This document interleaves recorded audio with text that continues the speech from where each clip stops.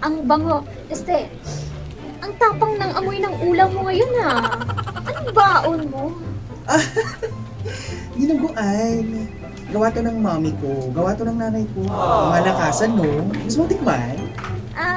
Salamat. Pero busog pa kasi ako Mia, quick lang sana Huwag kang magagalit Hala, bakit naman ako magagalit? May problema ba?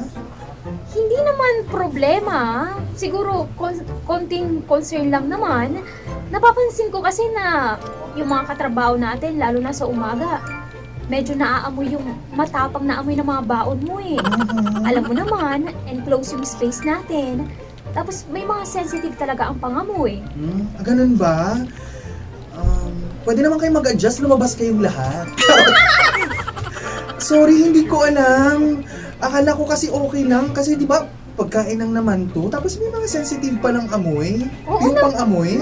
Oo naman, walang masama sa pagkain mo.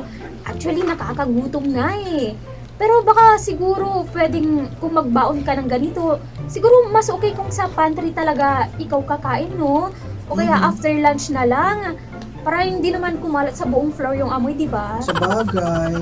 Oo nga, tama ka naman na may mga sensitive talagang pang-amoy. Pero alam mo ba na mas sensitive ako? Charot! Hindi naiintindihan ko, Mariel. Sorry ha. Ako pa, sabi na din sa mga katrabaho natin, hindi ko talaga napansin.